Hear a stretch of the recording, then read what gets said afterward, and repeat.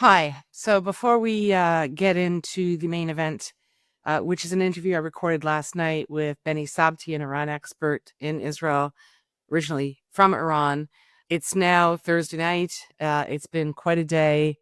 And shortly after I finished up with Beni last night at around midnight, the alarms went off all over central Israel and continued off and on through the night. 7:30 this morning, as many of you have probably heard, there was a direct hit at Soroka Hospital in Sheba. A ballistic missile smashed into the kind of lobby atrium of the hospital. I drove down there. I'm about a half hour from there early afternoon today. And as I'm explaining this to you, you'll see some of the images that I was able to photograph while I was there. Of course, I couldn't go into the building because I did not have protective gear. I didn't have a helmet or, a vest, anything to protect me. And there was debris. So it was reasonably dangerous. It was interesting. The hospital has continued to operate. It's like things here, it's really crazy. Don't miss a beat in crisis. And there were lots of security and kind of civil defense people and police around. It was a very busy area after the attack, media as well, but it was also very calm. It was very chill. And you could see various kind of, cleanup crews getting briefed by their commanders, and patients were being wheeled around on stretchers. There is an underground hospital facility at Soroka for just this kind of situation. I expect that that's what's being fully utilized now. So it kind of ate up a chunk of my day, but I thought it was important to go and see and be on the ground and talk to people there and just get a feel for and see what was happening. So this podcast is being released just a wee bit later than I'd anticipated.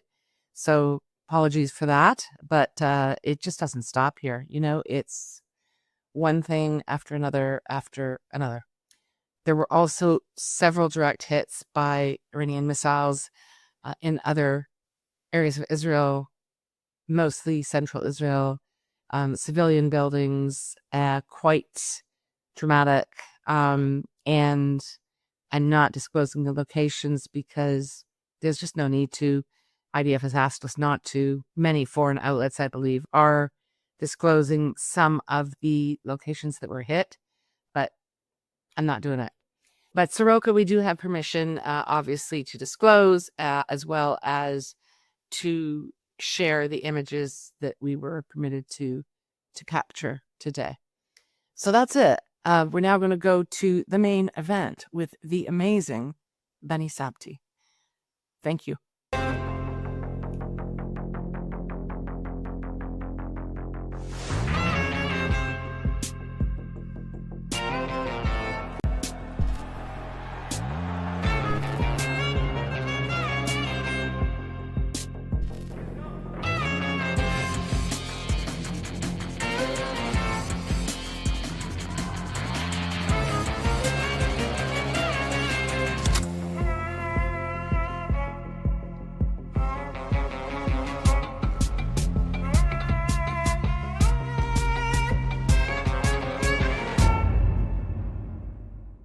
Okay, that really cool music. And for those of you watching on YouTube, you could see the visuals. It's the opening sort of scene trailer for the hit TV series called Tehran. It's an Israeli series. Season 4 just came out. It's crazy, has you on the edge of your seat the entire time. And it's basically a series modeled on really extreme, covert intelligence operations by Israeli intelligence inside Iran. Of course, it's fictional, but of course, it's based on a lot of, things that have actually happened. And we're speaking today with Beni Sabti. Beni was born in Iran, moved to Israel in 1987 when he was 15 years old. He is an Iranian expert. He writes and speaks prolifically on Iranian security, military, cultural, social, political issues. but he also was a cultural advisor for the series Tehran. And he talks a bit about that as we get going today.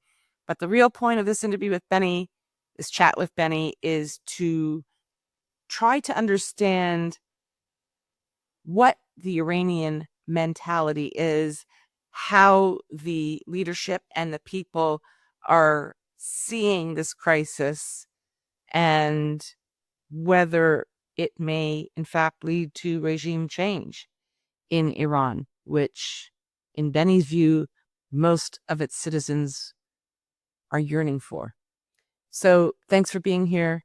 I'm Vivian Berkovich, former Canadian ambassador to Israel, and taking you now into the head of one of the foremost experts on Iran in the world, Beni Sabti. Stay with us. June 18th. It's pretty late at 11:20 in Israel. Beni Sabti, I know you haven't had much sleep since 3 a.m. on Friday. Thank you so much for making time tonight to fit in State of Tel Aviv. Really appreciate it. Thank you for your invitation. I appreciate it too. Well, you are the man. As you know, I've been wanting to speak to you since Friday.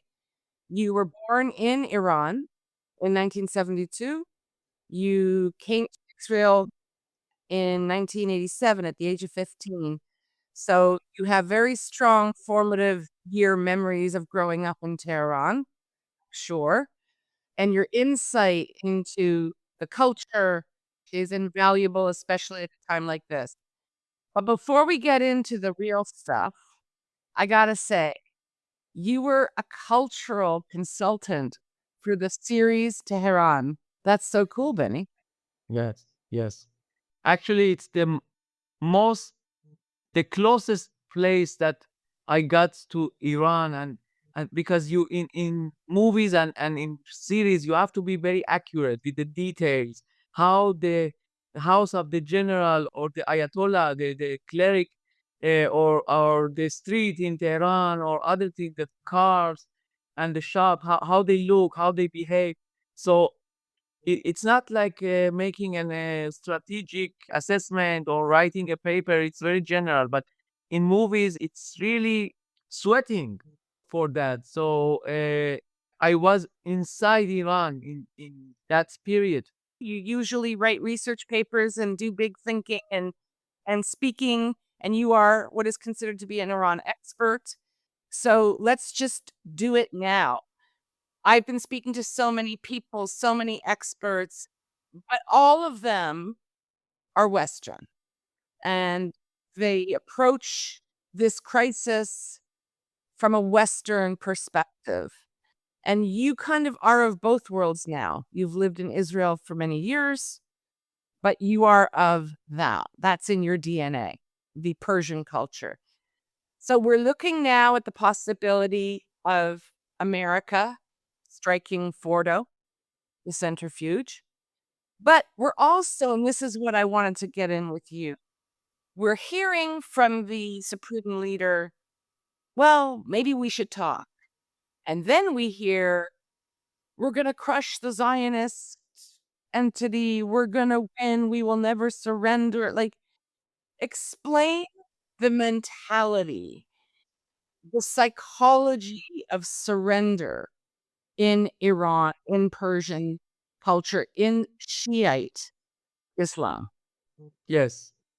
So actually, what the leader does, and talking with both sounds, voices, it's a regular thing in day by day living and behavior of every Iranian. It's kind of a tradition to talk and to check the other side and wait for his answer and his more clear definition of things. You always talk with maybe yes, maybe no, and you want the other side to decide for you, kind of decide for you, or to lead him to that decision that you want him to take. So when the leader talks in both voices. Actually, he wants to bring US or Israel or every other side in that negotiation, because even a war is a negotiation, you know. So they want to bring us to the place that we show our cards. If we are anxious to talk to them, or like what President Trump does, that he says, I don't care. If they come, and if not, we bomb them. So this is the reason actually that they are confused, because another person is doing what they do to the world. So now they are confused. This is the most important and most interesting that President Trump does to the Iranians. He behaves like them, and it's very crazy for the Iranians. So when they have no answer from you, they can keep on with both voices and opposite directions until they get it out of you, because all of this is made to build some kind of trust. In Iranian tradition, there is a belief that if you talk about half an hour with someone, the trust is built about the trees, about the weather. Maybe Iranians are like the British, you know, talking about everything and not the important thing. So they can talk about the parents and how are your aunt and how was the food, but it will take time till they come to the main point. So the leader also talk with many voices and other ones also, until US shows its card. So, I mean, I think the expression that we would usually use in English is to talk out of both sides of your mouth. And the Iranians have a reputation for being very astute, sharp, wily negotiators. And the West has not done very well when it's negotiated with Iran in the last 50 years. It seems that the West always gets taken to the cleaners. But the Iranians also have many Western educated, prominent officials, right? So they understand the West and the mentality. And they're sitting now with President Trump in office, and they should understand that Trump doesn't bluff. When Trump says this is a red line, don't cross it or else. And we've seen that. We saw that with Syria when they used chemical weapons, right? Obama did one thing. He said, well, man, and then Trump, he retaliated militarily. Told the Iranians 60 days, don't mess around with me. And on day 61, Israel attacked. And he said, I told you so. So what are they not getting? What are the Iranian not understanding? Actually, I have to say they are not a good negotiators, because this is a kind of belief that it's not kind of accurate. Because if they were good negotiators, in some point you have to cut. As you said, you have to understand that this is a real red line. This is the last price. So either you buy this product or you leave. You cannot still play and waste time. Again, another thing that it says about the Iranians is that they are very patient. It's not about patience, it's about wasting time. It's about waiting for that small window to go in and make instability, and use the some kind of vulnerability or weakness of the other side. For example, from Biden administration, they don't pay attention. They are a little bit naive, like what happened for Carter in 78, 79, because Khomeini said to the Americans, we don't have anything against you. There are some enthusiastic people who shout this to America, but it's not serious. We don't believe in that. And after that, and they bought it. And after that, of course, taking the US embassy and all that happened. Iranians just wait to a naive one that they can fool him, and they can bring their interest in and gain the whole game. But as you said, President Trump is not like that. He plays the game with their rules. He's almost like them. He says, "Take it or leave it." So they are not used to that. So this is the place that the Iranians lose, and they are surprised. by how our strategy didn't work. Of course, it didn't work because you didn't pay attention to the signs. It's a new guy. He has another way to make negotiations. And if you don't cut in the best time, so you lose. Right. So we are here now on Wednesday night. We know that President Trump has spent much of the last 2 days in the Situation Room. We know that the issue is Fordo, which is Iran's deep underground centrifuge. It's the icing on the nuclear cake. It has to be destroyed in order to completely end Iran's military nuclear ambition. We know that the United States has moved into position in the region. The aircraft that would have the ability to drop the huge bomb, the mother of all bombs, on Fordo. And I also just learned, actually, from our mutual friend in Vancouver, that the UK Prime Minister Keir Starmer moments ago put the UK on highest alert. Wow. Yeah. And nobody knows, but I'm going to be bold and I'm going to suggest that a very likely scenario is that the US just does it. Trump says, I'm the commander in chief. I give the order, drop the bunker buster bombs. So at this point, he is sitting there in Iran. Most of the leadership with whom he worked, who he trusted, have been killed. The communications infrastructure, television, radio, has been destroyed. He's isolated and old.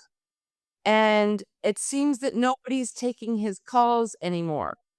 And we're looking at a scenario where the bombs may drop. What do you think he's thinking now?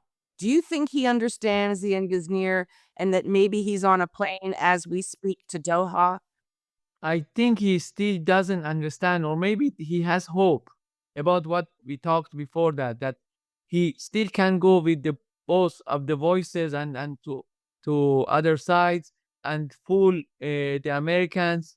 But this is the point that his strategy can be wrong and bringing a worse scenario to Iran and to the nuclear issue. I have to say, I myself, I really less care about these facilities, the technical things. For me, the more important thing was that in the first day of war, Israel assassinated these 9 or 10 nuclear scientists. Because when you don't have these scientists, you don't have nuclear program. And in Iran, it's not like people replace each other immediately and you have another guy to come to that place, because of course nuclear issue is a very sophisticated and complicated science. And secondly, Iranians don't like to pass all the knowledge to the next one. They are afraid of that. Even it can be in a shop, in bazaar, it can be about shoes, it can be about nuclear issue. They don't like that their deputy take their place. It's a very big fear of Iranians in every issue. So when we took out these scientists, I myself don't care so much about the facilities. One who cannot push the button, so I can live with that. But the other thing that Israel does, it's that we bomb all these IRGC bases and generals, and we take them out, and it really shakes the regime. It can really bring another thing or another day for Iran, because all the Iranian regime is about IRGC, just like a Nazi party and SS for Hitler. If there is not SS, so there is no Hitler, no Nazis. So maybe there is another kind of strategy in Israel that we, of course, don't know about it exactly. But if you assassinate these guys, it's the same results. Interesting. As you were talking, Benny, I have to say, I remember there was a really powerful storyline in, I can't remember if it was season 1 or season 2 of Tehran, on exactly that point. The senior guy getting really jealous and suspicious about his deputy, right? Yeah, that was brilliant, and obviously you advised them on that because that was just it was like psychological thriller stuff. It was great. Do you still have family in, Iran? No, thank God we don't have any family, and it's a good thing because I can act a little bit more freely and not worry about people there. My first degree family, my parents and me and my little sister, in that days we ran away together to from Iran to Israel. It's a long story. Someone smuggled us out of Iran, and after that we came somehow to Israel. Another Jews did it also in this way or with planes to a third country, and after that to Israel or to Europe or America. But it's not a country to live in these days for Jews especially. I've been going like Benny and like so many people here around the clock. Sleep is something that we sort of remember. It's a momentous time. I feel we're at a really critical turning point in history, possibly one of the most significant points in global geopolitics in the last 100 years. Because if the regime in Iran does fall, so much changes, and hopefully for the better. I mention this every time, and I'm going to do it again. State of Tel Aviv is a reader supported enterprise. We are fully independent, and we rely on your generosity and appreciation of our work to support us with paid subscriptions. Please consider doing that. We're working so hard to keep everyone informed, and I believe it's important that this information reaches as many people as possible. Please consider supporting us with a subscription, or hey, you could even become a founding member, and you would have my undying gratitude forever. I know that means a lot. Back to the program, back to Benny. Thanks for being here.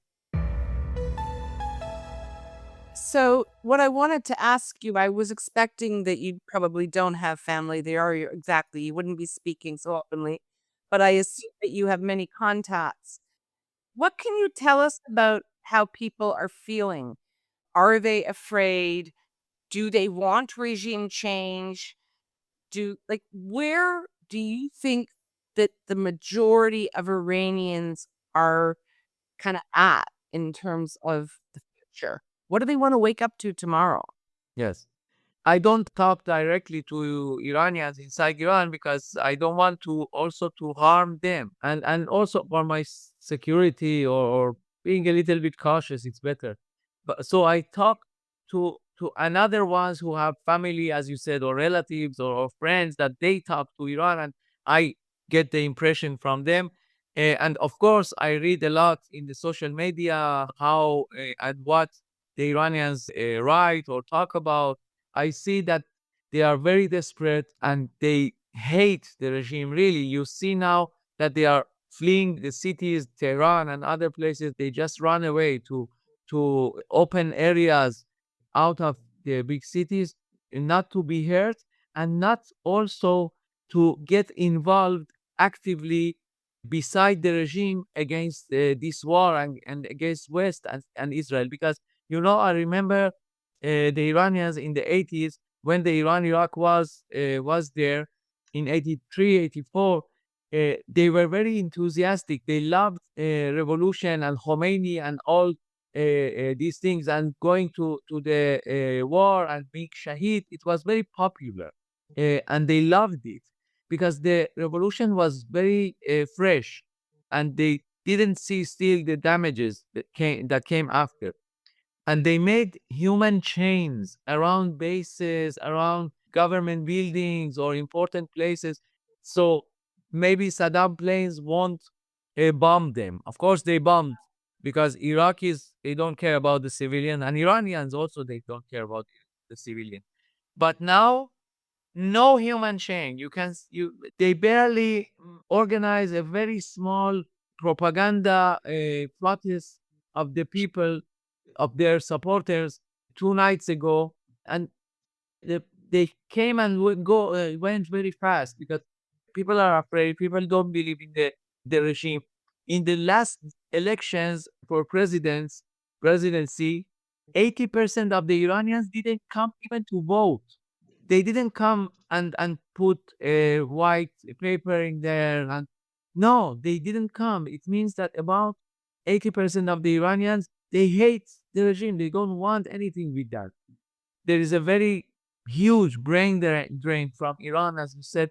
A lot of them are in Toronto, in Canada generally. So We have a lot of IRGC in Canada too. yes, this is a very bad thing, and I hope that Canadian government should be awake and take care of this penetration. But the Iranian people are fearful. And one of the things, I'm glad you raised what you did, because in 2009, I believe it was the last time when there was a really big uprising and Obama just did nothing, nothing to help. They were begging for help. They were begging for support. And since then, it's been these kind of sporadic outbursts or rebellions with respect to hijab or on university campuses, but we've not seen any people taking to the streets this time.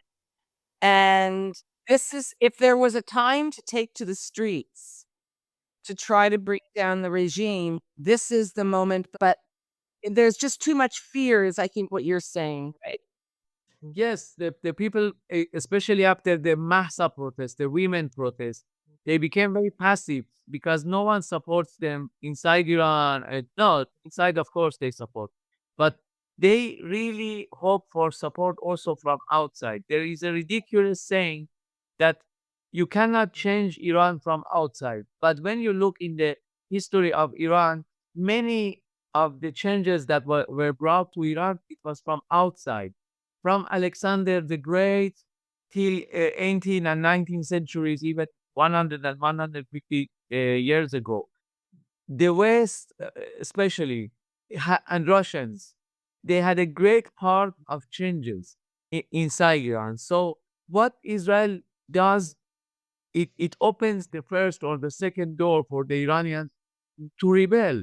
If Israel takes out and assassinates the head of the intelligence service, who works also against Israel, against Jews, and also against the Iranian people, depressing them, spying after them. So they see it as a very positive thing. The thing is that they became very passive after Mahsa protests because Biden administration, with one sentence, they could bring a huge support and huge change, but he didn't do that. So I hope that President Trump a little bit more talk about it. Israel talks all the time about Iranian people and how friends we are, even in the government. They need the support from West and also inside of them to organize themselves and to have a leadership. I don't know who it can be. Maybe some political prisoners if they come out. So it can be also that, but they really need the Western support and actions for that window to open. So, and that's exactly what I wanted to. We'll end it very soon, but I wanted to ask you if America does bomb Fordo, that is a very clear action. And part of the value in that may not just be, as you say, I don't care about the sites. Scientists are out. We've kind of fine for now.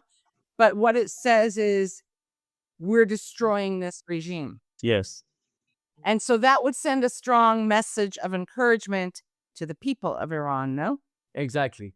Many steps that were done are towards, without saying, they mean one thing: bringing Iran regime to a very weak place, or even if it falls, no one will cry for that.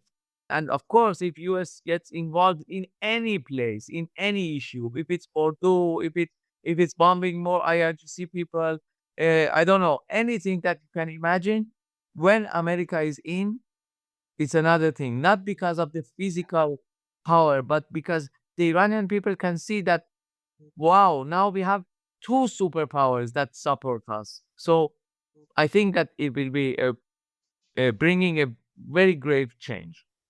Well, I hope that it comes to pass. And I have to say that I do think President Macron of France, in true French tradition, he will be be crying if the Iranian regime fails. He seems to be stepping up for them, as is Prime Minister Carney of Canada stepping up for Iran. I hope and I think that we may be on the cusp of a new world order, because if the regime of Islamist extremists falls, and we get some semblance of the real Iran back, it's going to completely change geopolitics globally. Exactly. And their propaganda and their activities in Canada, in Europe, bringing these Islamic centers and brainwashing of the locals, and all this is not less dangerous from terror, because terror comes after propaganda. If they are active, as you said, in Canada, in US, in Europe, they praise the murderers of Hamas or even others. It's in every area in West. It's not only about Israel. The West must be very careful about these things, and I hope that we really cooperate about it and kick them out. Well, they're not, Canada, unfortunately, is made a mess of itself. But there is hope for some other Western countries. Beni Sabti, thank you so much.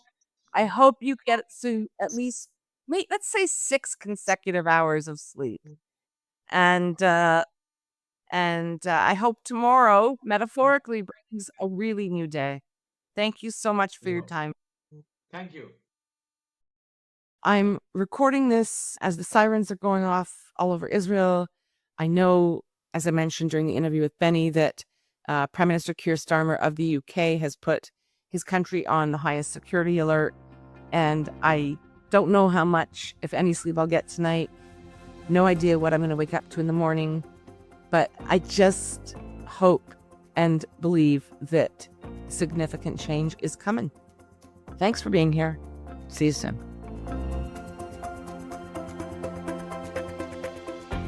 We love hearing from you, so please comment on our website, stateoftelaviv.com, or send us a note to hello@stateoftelaviv.com. On behalf of the State of Tel Aviv core team, Yon Zabo, our creative, graphic, visual, and marketing man, Amir White, producer and editor extraordinaire, sound guy, who is also impressively patient with me and my boomer tech deficiencies, and our social media manager who pitches in on everything, Maya Naftalin. Thanks to the team.